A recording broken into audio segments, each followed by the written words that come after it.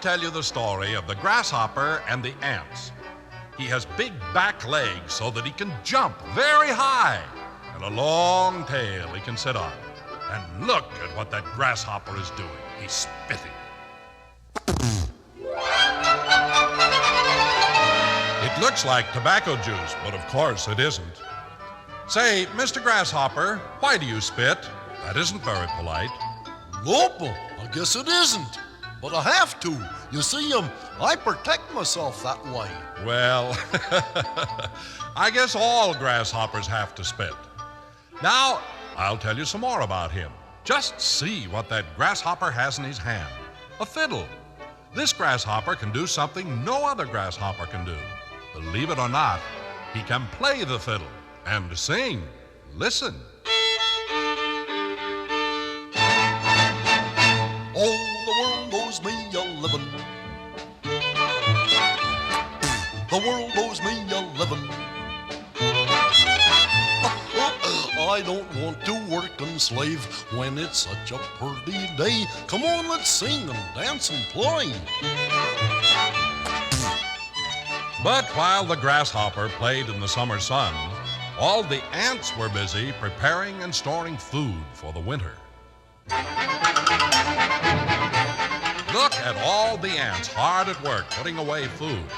There are some slicing up carrots, and there are some taking corn off the cob. You see, they're gathering all that food and putting it away so they'll have food all winter long. Look at that little ant trying to pull that big cart full of cherries. Gosh! Gee whiz! This is heavy. Can't seem to budge it. Well, look at that grasshopper over there. He doesn't seem to be working at all. Wonder why he doesn't put some food away for the winter. Think I'll go over and ask him. Mr. Grasshopper, why don't you put some food away for the winter, like we ants do? Look here, young feller. The good book says the Lord provides. There's food on every tree. I see no reason to worry and work. No, sir. Not me. Oh, the world owes me a living. The world owes me a living. You should soil your Sunday pants like those other foolish ants. Come on, let's sing and play and dance.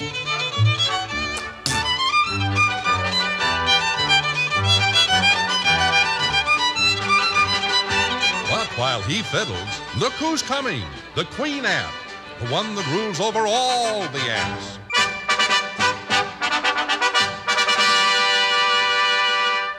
Hiya, Queenie. Mr. Grasshopper, what do you mean by telling one of my ants such nonsense? Don't you know that if you don't work during the summer that you'll starve during the winter? Why don't you join us and help carry food into our home? You can't afford to waste your time fiddling and singing. Oh, why should I work? There's plenty of food. All the leaves I can eat. You go ahead and work. I'm gonna play. You'll change that tune when winter comes and the ground is covered with snow. Oh, winter time's a long way off. Do you dance? Let's go. Oh, the world owes us a living. The world owes us a living.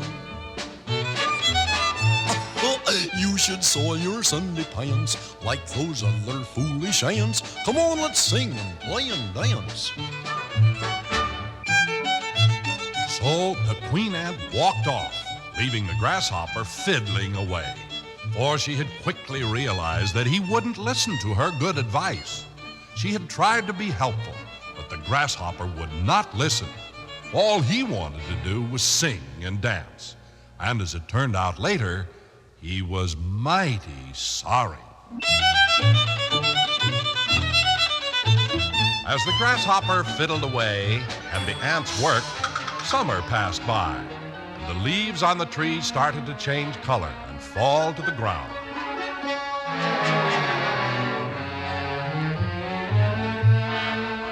The grasshopper still managed to get plenty to eat by picking up leaves from the ground. And he still didn't worry about the coming of winter. While the ants, they were busy storing away the food they had gathered all summer long. They ran in and out of their big house, packing it in as fast as they could, while the queen ant watched and directed. Hurry up now. It will be snowing in a few more weeks. All right? Everybody inside. Now, shut the door and bolt it.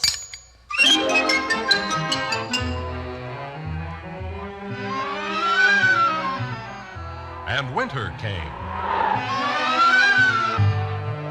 The wind whistled and the snow fell and covered the ground all over.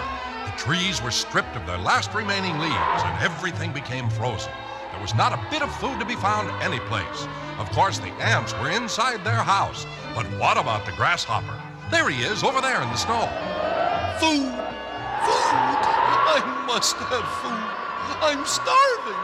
The trees are bare and the ground is frozen and I can't find anything to eat. Oh, why didn't I listen to the queen ant? Oh, why didn't I listen to her? Oh. And while the grasshopper, cold and starving, lay in the snow outside, inside the ants were warm and comfortable and having a fine time. They all sat around a big banquet table with the queen ant at the head of it, and they ate to their heart's content good hot soup made from the carrots and vegetables they had stored, corn, fruit, and even desserts made from all the cherries they had put away. They were warm and comfortable and happy. Outside, the grasshopper managed to drag himself up to their door, and suddenly the ants heard. Opening it, there they saw the grasshopper lying in the snow. So they picked him up and carried him into their house, bolting the door again against the cold winter snow.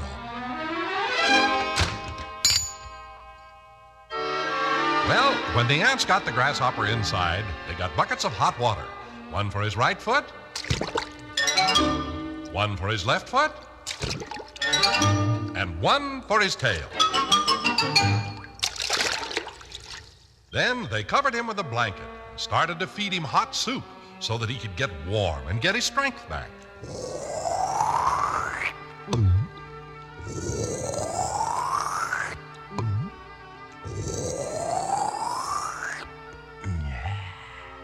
That soup certainly tasted good to him, and the color came back into his face.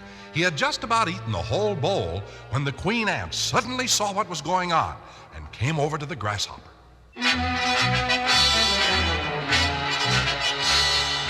Well, I see you've come to us for help. Do you remember last summer when I told you to put away some food for the winter?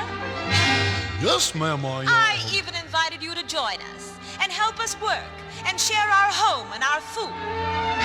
Yes, ma'am, but you see, And you laughed at me and said you didn't have to work and that all you wanted to do was play your fiddle and sing. But please, Well, now you can see that you must work to eat. Oh, yes, Mrs. Queen Ant. I can see that now. If only you'd give me another chance, I'd never be so foolish again. Oh, madam, please, wisest of aunts, don't throw me out. Please give me a chance.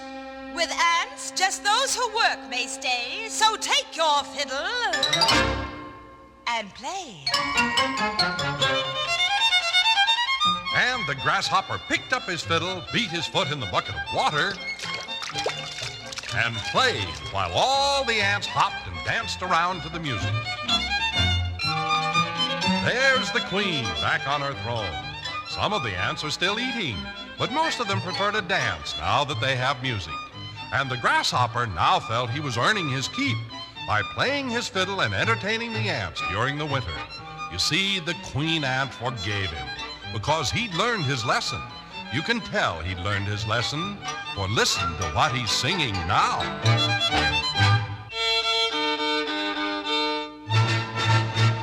Oh, I owe the world a living. I owe the world a living. I've been a fool the whole year long. Now I'm singing a different song. You were right. I was wrong.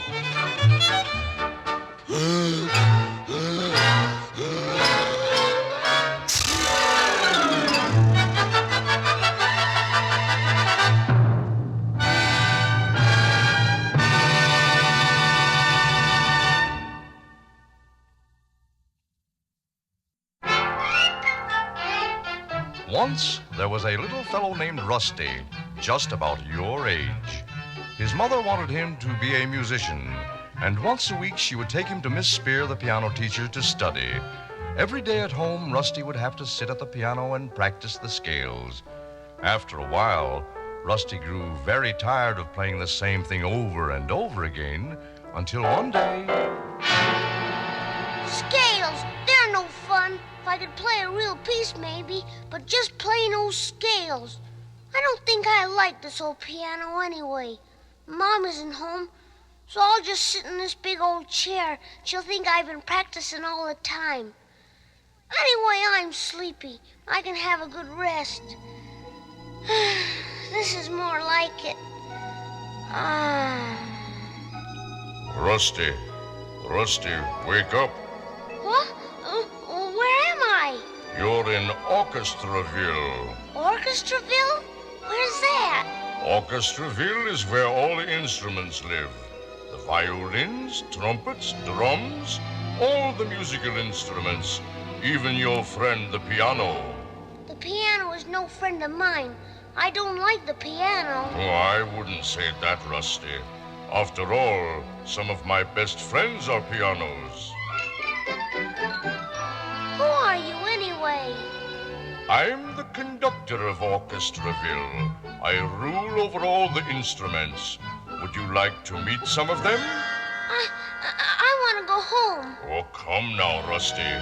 All the instruments like to have visitors, and we'll be glad to meet you, except maybe Peter the piano.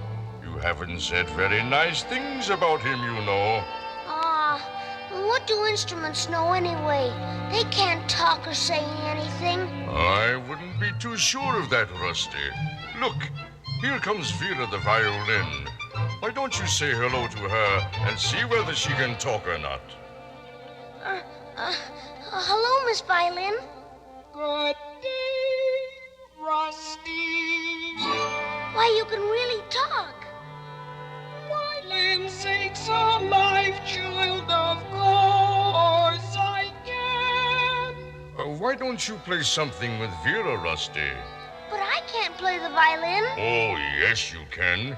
You see, any little boy who is lucky enough to get into Orchestraville can play any instrument he wants. Go ahead, Rusty. Put the violin under your chin and try. Well, I'll try, but...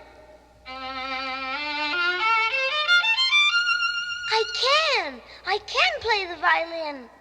More, play me more, Rusty. Yes, Rusty. See if you can play Zagoyneweisen by Sarasate.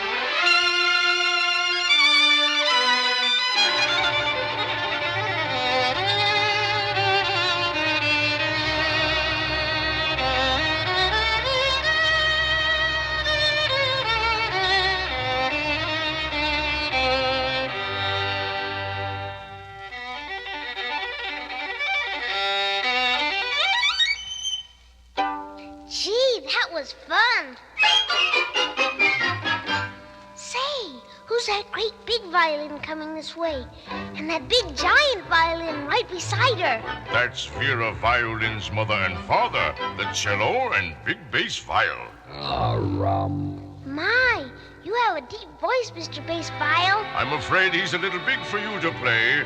Why don't you try playing the cello first? I'd be honored, Master Rusty, if you would. All right, if you think I can. Try a part of The Swan by Saint-Saëns.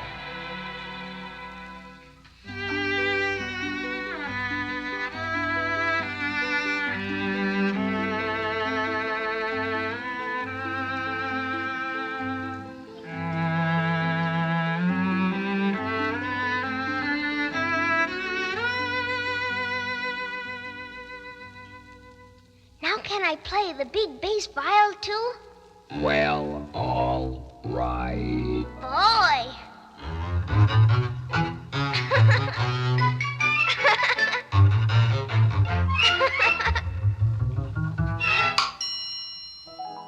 Look, there goes a piano. He's running the other way. I want to play him too. I don't think the piano feels any too friendly toward you, Rusty. Suppose we meet one of the most distinguished members of the brass family, Tommy the trumpet. A trumpet? A real trumpet? Gosh. Well, say goodbye to your string friends and I'll take you to his house. Goodbye. Goodbye. I've heard trumpets. They make a lot of noise. Music, Rusty, not noise. Don't let Tommy hear you talk that way. There's the trumpet now. Look how bright and shiny he is. I want to play him.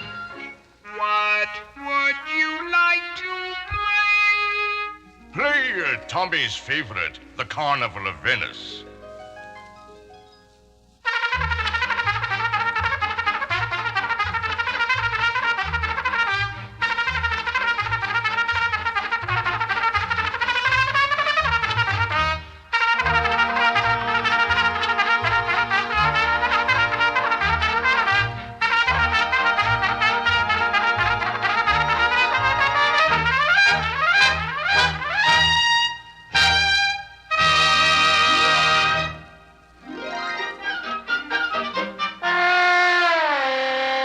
What's going on out there? Who's that? Oh, just Tommy's older brother, Tony the trombone. Why does he keep sticking out his tongue at me? That's his slide. That's how he changes tones by sliding it in and out. Just like this.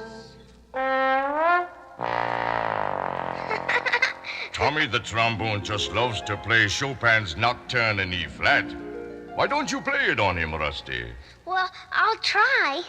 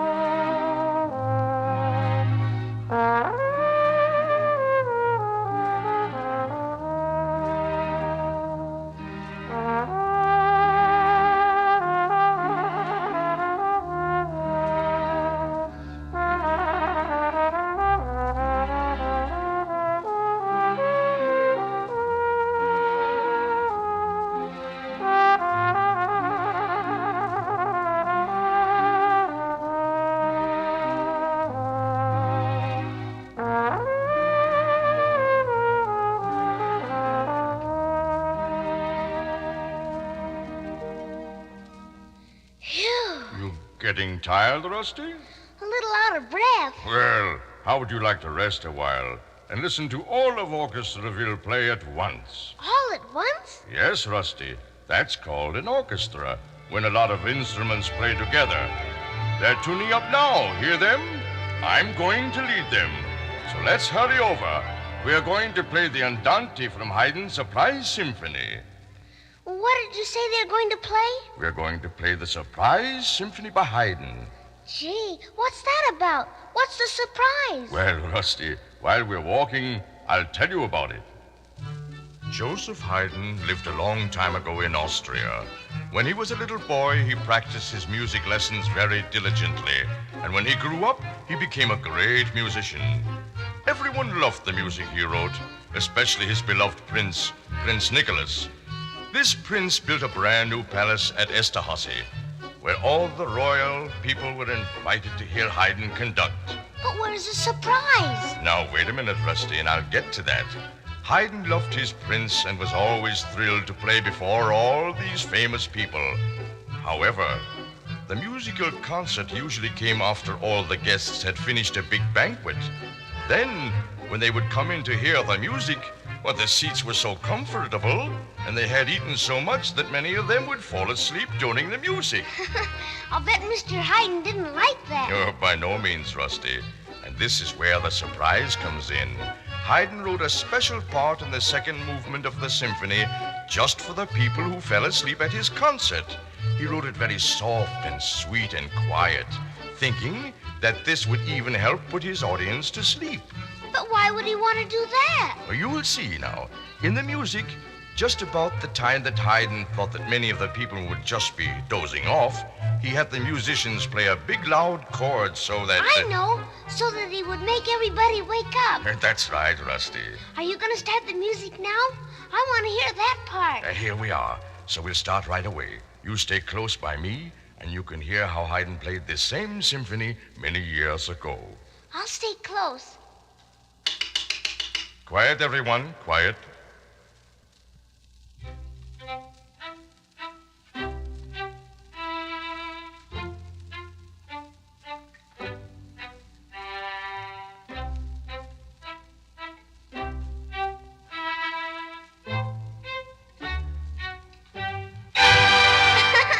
That's it. That's where the people wake up. Shh, quiet, Rusty.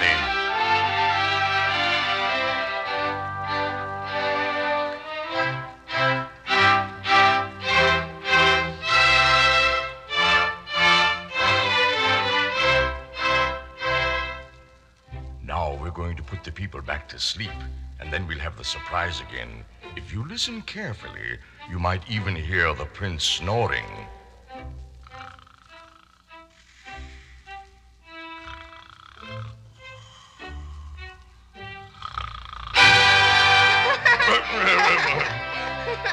Shh. Wait until we finish.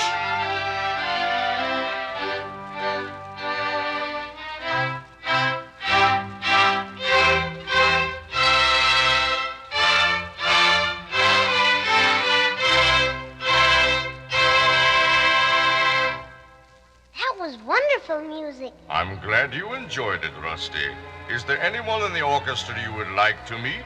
Peter the piano. I'm afraid he saw you and left already, Rusty. But why? Why? He's a little angry with you, Rusty, because you said unpleasant things about him when you were practicing, remember? But I didn't mean it.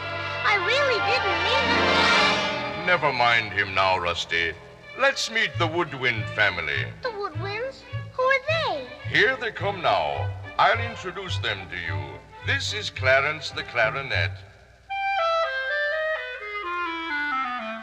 Hello. And that thin fellow there is Bobo the oboe. Good day. And the two silver fellows in the family, the flute and his baby brother, the piccolo. And the big awkward bassoon. I am the voice of the big bassoon. And this is their cousin, Sammy the saxophone. He has all the curves in the family. Hello,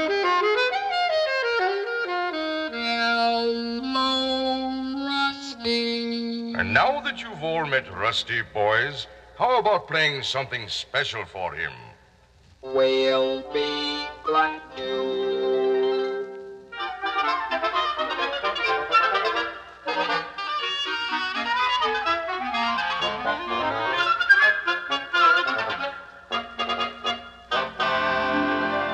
I like that all right, but how about all those big drums and bells and cymbals and things? That is the percussion family. Did you notice the big kettle drums? They just hit me on the head all the time, boy. I don't think I'd like to be a kettle drum and have somebody beat me. All the percussion family are played by striking, Rusty, but it doesn't really hurt them. Even the little bells are struck like this.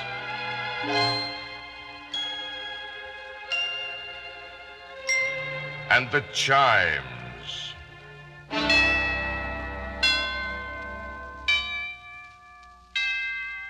And the more playful of the family, the xylophone.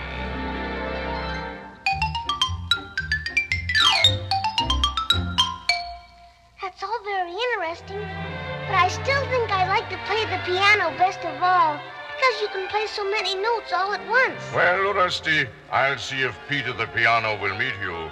You see, he's so proud because he comes from a very old and aristocratic family, descendants of Mr. Harpsichord. You haven't been very polite to him, but I'll tell him you're sorry.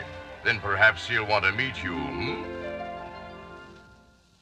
Well, Rusty, here's Peter the piano. I'm sorry I hit you and wouldn't practice. That's all right, Rusty. I forgive you. And now can I play you a real piece? Not just those old scales? Remember, you have to practice scales before you can play the piano well.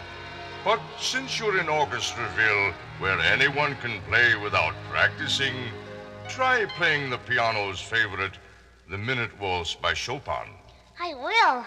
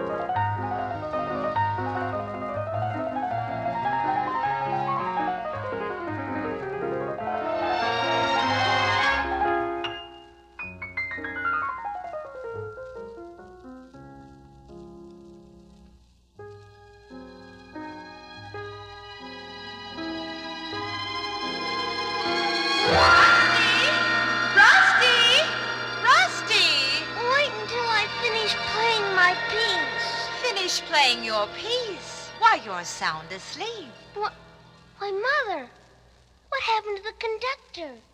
And the piano? The piano is right over there where you left it. Now you get right back to practicing. Practicing? Oh, yes, Mother. I'll practice. I'll practice hard. I'm going to be a great musician. Well, you've certainly changed. I don't know what's gotten into that boy. Sometimes I think I'll never understand children. I'm really going to practice now so that I can play for real. When I've practiced for a long time, the first piece I'm going to play will be Chopin's Minute Waltz. That one I played in Orchestraville.